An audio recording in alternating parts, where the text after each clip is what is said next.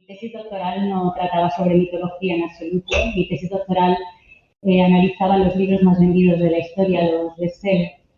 Y claro, inevitablemente tenía que acabar con una de las sagas literarias que más se ha vendido pues, entre el siglo pasado y este nuevo siglo XXI, que es toda la saga de Harry Potter.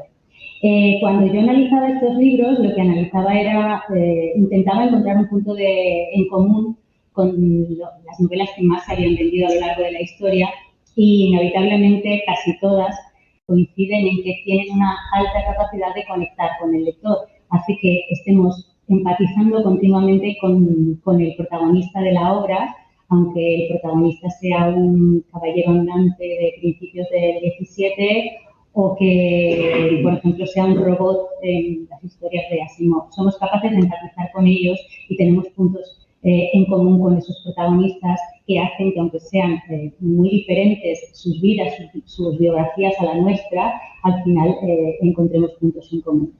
Analizando Harry Potter, más allá de que todos estemos deseando que nos llegue la carta de Hogwarts, no sé si a vosotros os pasa, a mí sí, más allá de eso, de que nos encantaría vivir en Hogwarts o que aprender las aventuras que ellos tienen, a pesar de que hay licántropos, de que entran trolls en los baños, de que hay arañas gigantes, todo eso nos da igual, nosotros queremos ir a Hogwarts. Una de las cosas que hace que conectemos con la historia de Harry Potter es que tenemos muchos puntos en común con ellos. Y cuando estaba, aquí os lo pongo, ¿no? Los muggles y la gente mágica no somos tan diferentes en realidad. Cuando estaba documentándome para la obra, coincidió que estaba comiendo con mi editor y le dije, fíjate, se podía hacer una tesis doctoral solamente de los mitos a los que recurre la autora de Harry Potter para darle consistencia a la obra y para darle credibilidad. Y me dijo, bueno, esto hay que escribirlo, vamos a escribir este libro, ¿no? El caso es que aquí os ponía, a ver, sí, que al final lo que hace J.K. Rowling es meter en ese caldero mágico en el que los grandes escritores cocinan sus historias, pues mete un poco de esto, de mitología romana, de leyendas de la India, de folclore británico, de ritos celtas, de fábulas del antiguo Egipto, de leyendas de la China, de mitología griega. Va mezclando todo este tipo de cosas que resuenan con nuestra propia historia, con las cosas que a nosotros nos han contado, los relatos que nos han contado. Bueno, es lo que Carl Jung decía que era el inconsciente colectivo. Es la forma en la que pensamos los humanos, con independencia de que hayamos nacido en el mismo país, en la misma cultura, que tengamos la misma religión, incluso que hayamos nacido en el mismo siglo, da igual.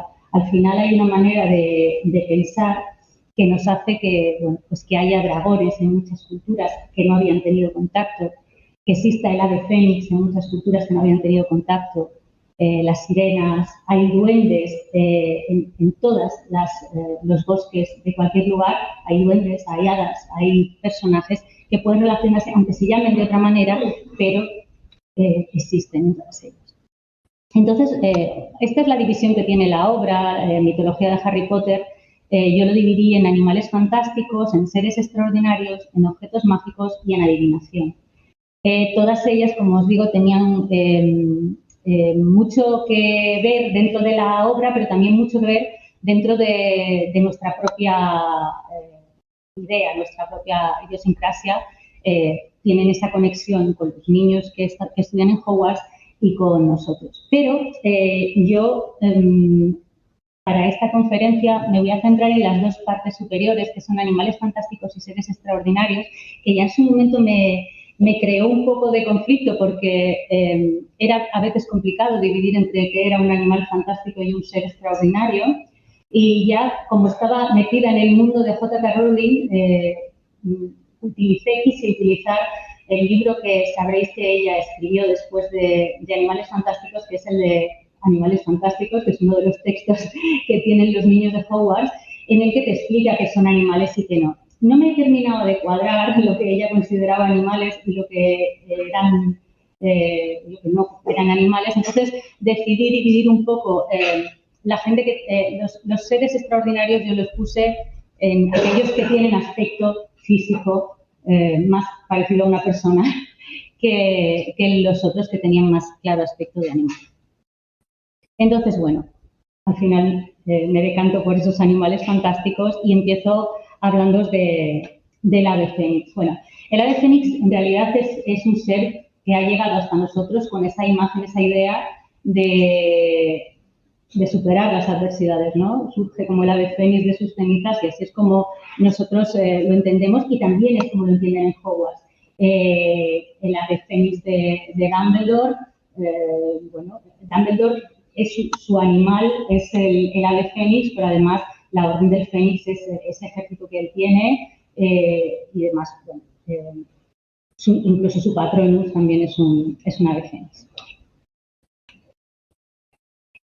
Aquí os pongo que los antiguos textos griegos y romanos decidieron, al aparecer el ave fénix en sus vidas, decidieron que solamente existía uno y que iba renovándose una y otra vez cada 500 años.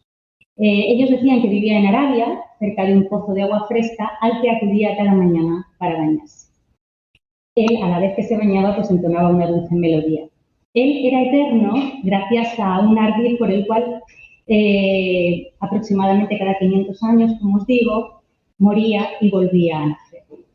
Heródoto en el siglo V, al regresar de un viaje por Heliópolis, hizo esas primeras pinceladas de lo que era el ave fénix, el pájaro sagrado, que todavía no se llamaba ave fénix. Decía que visitaba Egipto, en este caso ya centraba el lugar al que iba, que era Egipto, cada 500 años, volaba desde Arabia, transportando el cadáver de su padre. En este caso, transportaba el cadáver de su padre envuelto en un huevo de mirra para sepultarlo en el santuario de ellos. Decía que era semejante a un águila, que tenía las plumas doradas y rojas en sus alas. Luego Plinio, en la Historia Natural, añade más información sobre ese aspecto al señalar que tiene color oro en el cuello, púrpura en el cuerpo y tonalidades rosáceas en las plumas que están próximas a su cola azulada. Por su parte, volvemos a Newt Scamander y a este libro de texto que tienen todos los niños de Hogwarts, que es Animales Fantásticos. Él especifica que tiene el tamaño de un cisne, que tiene una gran cola dorada con pico y patas de igual color. Si os dais cuenta y habéis visto las películas, el fénix de Dumbledore cumple los requisitos de lo que Newt Scamander dice en su libro en Animales Fantásticos. A ver, y luego, bueno, os digo también que el poeta Ovidio fue el primero que decidió el nombre, el que dijo por primera vez que los asirios le llamaban fénix. Y además habló de qué se alimentaba. Él decía que se alimentaba de incienso y de jugo de amono y además seguía incidiendo en que tenía 5 siglos de vida, vivía 500 años, tras los cuales construía ese nido. Esta imagen sería adecuada como él lo describía. Construía un nido con las ramas encima de las ramas de una encina o en la copa de una palmera. Lo hacía con hierbas aromáticas y demás, y cuando ya llegaba su momento de morir, pues lo que hacía era colocarse encima, sacudía mucho las alas, se prendía fuego, se prendía también el nido y entonces acababa muriendo, pero envuelto en ese dulce aroma porque todo eran plantas aromáticas y demás.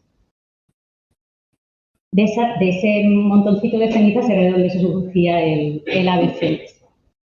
Luego, más adelante, Plinio hacía la descripción de lo que ocurría en ese periodo en el que moría el viejo fénix y nacía el nuevo, ¿no? Decía que de los huesos y de las médulas de ese primer fénix surgía una larva que al crecer se convertía en esa hermosa ave. Si veis aquí, esta es la evolución, ¿no? Primero están las cenizas, se hace esa larva y de la larva surge el que será luego ese fénix maravilloso. Y luego ya en las etimologías, Isidoro de Sevilla dice esto: cuando se ve anciana, reuniendo ramitas de plantas aromáticas, que es lo mismo que decía Ovidio, forma una pira y puesta sobre ella, mirando los rayos del sol, fomenta el fuego con el movimiento de sus alas, se consume y sale viva de nuevo de sus cenizas. Si os fijáis, la primera vez que Harry ve al Fénix de Dumbledore está en ese trance. De hecho, Dumbledore hace un comentario, dice, bueno, ya llevaba unos cuantos días un poco con mal aspecto, entonces ya era hora, ¿no?, de que este pobre animal pues acabará pues eso, prendiéndose fuego, ¿no? Precisamente esa cualidad renovadora que tenía el fénix hace que también en Egipto, lo que hablábamos antes de esa conexión, ¿no?, entre culturas diferentes, historias diferentes, al final había también una conexión aquí y hay una relación entre el fénix y esa idea de muerte y renacimiento que, como todos sabéis, está tan intrínseca en el mundo egipcio, ¿no? Y ellos tenían, bueno, el culto a este ave que se llamaba Benú y que bueno, pues, aparecía representada en muchas pinturas sepulcrales. No sé si se puede ver un poco mejor. A ver. Así. No sé cómo ponerlo en pantalla completa, pero Pero bueno, la magia del fénix además no solamente se ciña a esa capacidad que tiene de resucitar, que ya de por sí es bastante sorprendente, ¿no? También en la antigua Roma creían que de las cenizas de fénix se hacía un bebedizo que podía resucitar a los muertos. En la Edad Media, esa alegoría se adaptó al simbolismo cristiano como representación de la muerte, la resurrección y la vida eterna. Y luego alquimistas como Paracelso o Nicolas Flamel, que también aparece en la primera entrega de la saga, relacionaron el proceso de transformación del animal con ese que permitía transmutar los metales vulgares en oro. Incluso es posible que también en la elaboración de la piedra filosofal. Y por eso en algunas boticas aparece como símbolo por todas estas relaciones de los productos mágicos que surgían en torno al fénix, empezaron en algunas boticas a colocar su imagen en las puertas. Luego también esto lo retoma J.K. Rowling, aunque ella es muy inteligente a la hora de añadir estos ingredientes. Ella siempre es muy consciente de que esta obra la dirige a un público más joven, que no tiene por qué tener duda esta información. Y entonces ella simplemente desliza estos conocimientos. Esto es un poco una novela, como decía Shrek, perdonadme la referencia tan sesuda que voy a hacer ahora mismo, pero es un poco lo que decía Shrek, ¿no? Esto es como una cebolla, esto tiene capas. ¿Sí? Entonces tú te vas quedando en la capa que quieres y te puedes leer Harry Potter quedándote simplemente con la aventura de los niños y el mundo mágico y ya está bien. O sea, yo soy una gran defensora de leer por puro placer.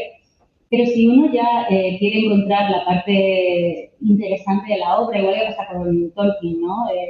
El profundizar en las capas que nos está ofreciendo la autora, pues vemos esta información que ella va deslizando. Entonces, ya sabéis que las varitas mágicas, de las que no vamos a hablar hoy, pero también podemos hacer una charla, las varitas mágicas te eligen a ti, tú no eliges a la varita. Y en las varitas de Ollivanders, que es la persona que mejor hace varitas mágicas en el mundo de Tolkien, muchas de ellas tienen muchas de ellas, no, en concreto dos, la de Harry y la de El Señor Oscuro, el de que no debe ser nombrado, Voldemort. Las dos tienen dentro una pluma de fénix. Tanto la de Harry como la de Lord Voldemort tienen dentro una pluma de fénix que además, como ya hemos sabido, solo hay un fénix y el fénix lo tiene Dumbledore, entonces es la pluma de fénix de Dumbledore. Y es la que elige a Harry, como os decía. Bueno, esto es una vez más una muestra del inconsciente colectivo del que hablábamos antes de Carl Jung, porque también hay un fénix en el mundo oriental, se llama Feng Duan, mi chino es un poco así, pero seguro que más o menos se dice así, y en muchas representaciones se ve a este ave fénix luchando contra un ave. Se ven en diferentes ocasiones, ¿no? Lo haremos, perdón, espera, lo pongo algo más grande ya está. Ah, vale. Desde casa sí que lo ven en grande, pasa que aquí como estamos grabando, pues está. Vale. Sí, porque así se ve las letras. Vale, genial. Pues el Fei Yuan no es el ave fénix, es el dragón que está luchando. Pero si os fijáis, os he puesto una imagen en la que Fox, que es el ave fénix de Dumbledore, o sea, el Fei Yuan no es el dragón, es el ave fénix. Quería decir que aparece con un dragón, de los que luego hablaremos después. Y Fox, si os acordáis del final de la lucha del basilisco entre Fox y una serpiente, hay un paralelismo bastante grande entre ese ave fénix y el ave fénix que ella representa en la historia de Harry Potter. Y luego, bueno, hay un guiño, esto es muy curioso porque es un guiño bastante divertido que hace la autora. Ella hace mucho este tipo de guiños con los nombres de los personajes, con las historias. Y en concreto, esta vez lo hace con el nombre del ave fénix de Dumbledore, que se llama Fox, como sabéis, y que en realidad este personaje tiene el mismo nombre que este personaje de aquí, que es Guido Fawkes, que formó parte de la conspiración de la pólvora. Esta conspiración se llevó a cabo durante el siglo XVII. Este era un grupo de católicos que quería colocar unos barriles de pólvora debajo del lugar en el que se encontraba el rey, estaba en el palacio de Westminster, y ellos querían colocar unos barriles de pólvora para hacerlo estallar, que el rey muriera y así volver a instaurar la monarquía católica en Gran Bretaña. Los descubrieron, alguien, como suele pasar, alguien se fue de la lengua, los descubrieron y entonces atraparon a este hombre, a Guido Fawkes, le condenaron a muerte, y ahora os diré cómo condenaban antes a muerte en la isla, que era... Sí, ¿no? Ya lo sabéis. Y le condenaron a muerte, y a partir de ese momento, los 5 de noviembre, esto fue en el 5 de noviembre de 1605, el 5 de noviembre bueno, este es el castigo que se hacía a los culpables de alta traición a la corona. Eran arrastrados, ahorcados y descuartizados, en ese orden. O sea, no te descuartizaban y luego te arrastraban y te ahorcaban. Tiene importancia esto de cómo el orden en que lo hacían. Y luego ya si te habías portado muy, muy mal, ya te hacían cosas muchísimo peores, pero a él no llegaron a hacerle nada de esto porque él se tiró desde una ventana. Entonces, no llegaron a hacerle todo esto, pero desde entonces, la noche de Guy Fawkes, que se llama así, no sé si la conocéis, pues se conmemora ese fracaso del atentado y se prende fuego a estos monigotes con el aspecto de Guido Fawkes, de Guy Fawkes, y se tiran fuegos artificiales y todo lo demás, con lo cual tiene mucha relación, si veis el sentido del humor británico de J.K. Rowling, tiene mucha relación con el ave fénix de Dumbledore, que como es un ave fénix, pues se prende. Y también esa cara, la cara de Guy Fawkes, se ha convertido en la máscara esta que vemos de V de Vendetta y de Anonymous, o sea, como una especie de rebelión contra las instituciones, en fin. Esto no tiene mucho que ver con la mitología, pero es el guiño de la autora de utilizar nombres, lo hace mucho, ¿no? Por ejemplo, Draco Malfoy tiene una relación. Ella hace muchos guiños de este tipo y este me parecía que era divertido más que nada por el asunto del fuego, pero bueno. Ahora os hablo de los centauros. Bueno, los centauros, según la mitología griega, son hijos, de Ixión, que era el rey de Tesalia, que se encaprichó, se enamoró de la mujer de Zeus, de Hera, y claro, a Zeus le pareció fatal. Y dijo, sí, bueno, pues vale, lo que voy a hacer es, voy a coger a una nube que se llama Nefele, la voy a convertir en Hera, se va a parecer a Hera, y entonces Ixión pues se va a ir con ella y y se va a creer que es mi esposa. Y efectivamente eso ocurrió, entonces juntos consiguieron a Centauro y no termina ahí la cosa. Centauro ve a las yeguas de Magnesia, que por lo visto eran muy guapas, y tiene una relación con ellas y aparecen ya definitivamente los centauros, que además aparecen en las metamorfosis de Ovidio en el libro 12, descritos como nosotros les conocemos, ¿no? Con el torso humano y el cuerpo de caballo.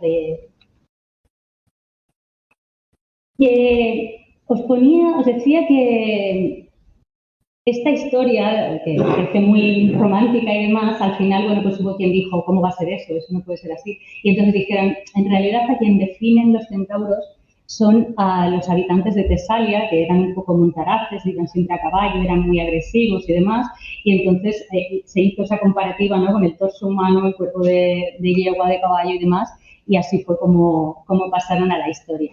Y es un poco lo mismo que pasó cuando los españoles llegaron al Nuevo Mundo y se empezaron a hacer esas crónicas de indias y demás, contaban esa misma historia, ¿no? Que las personas que veían llegar a esas otras personas subidas en un caballo no diferenciaban, o sea, pensaban que era una unidad, era el caballo y la persona eran el mismo ser, ¿no? Y aquí, bueno, pues os pongo este trocito de la historia del descubrimiento y conquista de Perú, que habla precisamente de esa escena, ¿no? Dice, a no ser por un accidente burlesco que, como refieren los historiadores, sufrió uno de los jinetes. O sea, se dieron cuenta cuando pasó esto. Este consistió en una caída de caballo que asombró de tal manera a los bárbaros que no esperaban semejante división de lo que parecía un solo y único cuerpo, que llenos de consternación se retiraron y abrieron paso a los cristianos para que volviesen a sus grupos. Entonces, esto es un poquito lo que dicen, lo que insinúan que puede ser lo que pasaba para este punto germinal de los centauros, ¿no?, que dio origen a la leyenda del centauro. Entonces, bueno, os pongo aquí esa parte también en la que empieza ese origen de la leyenda del centauro, que es cuando los habitantes de Tesalia, que eran estos hombres tan bárbaros y tan aguerridos, fueron a la boda del rey de los lapitas e intentaron raptar a la novia, ¿no?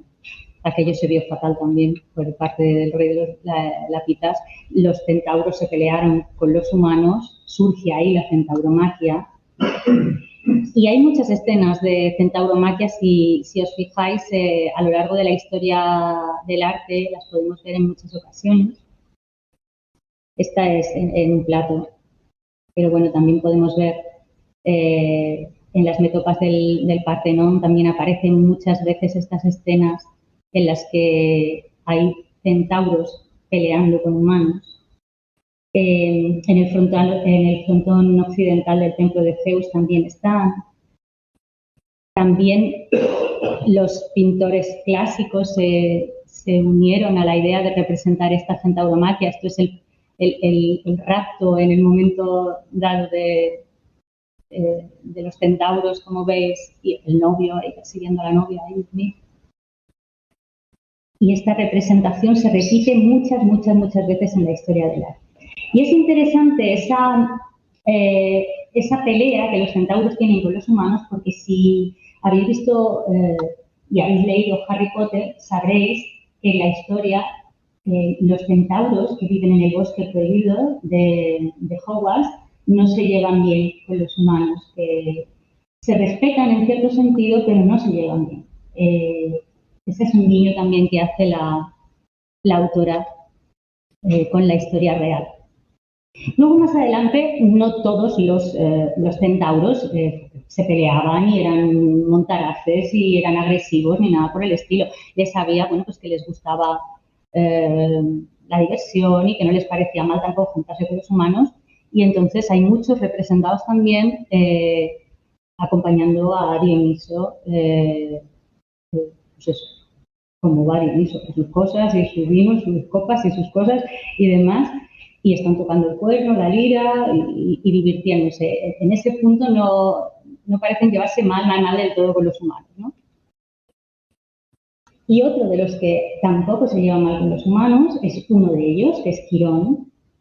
Quirón es particularmente culto porque le ha adiestrado Apolo y Artemisa, Y además se convierte, no solo él es culto, le gustan los humanos y se convierte en maestro de muchos de los que están llamados a ser héroes, como Aquiles, como Hércules, como Jasón. Si os dais cuenta, esta imagen de aquí es Harry con la versión de Quirón en Harry Potter, que es Firenze. No sé si os acordáis de él. Más adelante, Firenze se convierte en profesor.